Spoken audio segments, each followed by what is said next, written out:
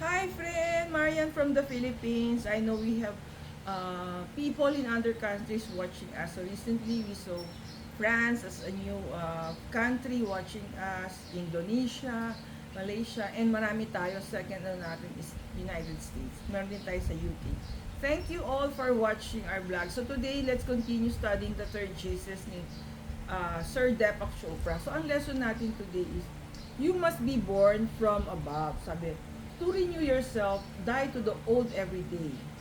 So Jesus spoke about death sa prelude to resurrection, and He spoke about the need to be born again. So friend, ano ba yan? Medyo matalinhaga, no? So medyo matalinhaga naman talaga yung 15 steps to God consciousness lessons and exercises. What is the meaning of you must be born from above? Kasi sabi nga, to renew ourselves, we have to die to the old every day. So meron tayong mga old habits and old attitudes that are not good for us. It's pulling us down. So for example, procrastination, hindi magandang behavior natin kasi we tend not to do things but to say tomorrow na lang, I will not do it today. So in order to be born again, we have to let go of this procrastination and decide to do things today and be aware na yung mission natin or our goals is this, or we want to be successful, or we want to be promoted, we want to be a manager, we want to be a leader, we want to minister. So marami tayong goals, marami tayong bucket list.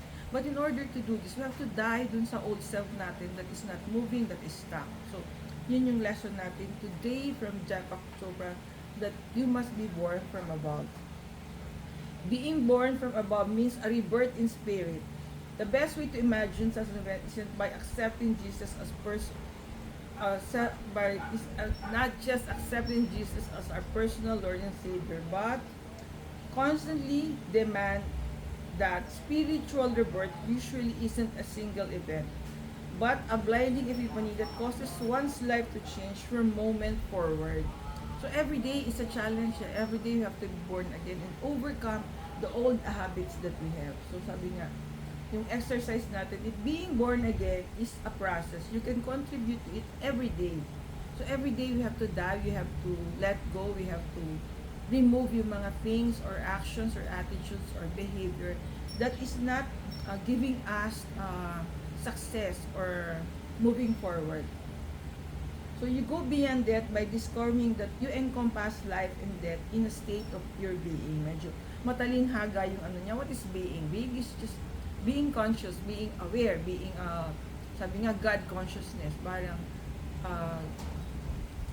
everyday journey of knowing Jesus, of knowing He is our personal life and Savior, and He will help us to achieve our goals by being aware, by being born again every day and letting go of our negative behaviors and action. So we have to redefine down ourselves. If you spot yourself thinking in a certain ways because it is appropriate to your age, education, gender, ask yourself if there are other ways to think. If you open yourself, you will be amazed at how thoroughly you have been defined by rigid beliefs and outdated conditioning. Yun nga, the old ways, sometimes the old ways hinders us to grow, hinders us to move. Parang we are afraid, we are stuck because parang especially, di ba, yung mga conservative values or beliefs that we have before na for example, woman is just supposed to stay at home. So ngayon parang hindi na yung ganun. We are also given the opportunity as a woman to work, to find our niche, find our ito, di ba? We share with you our thoughts about this book by Deepak Chopra. Parang it's an opportunity for me to talk to a good number of people who are watching our vlog. So, yun, we are not limited by the old belief that we have about women. Thank you for watching. Sana natuto po kayo today. God bless you all. See you in our next video.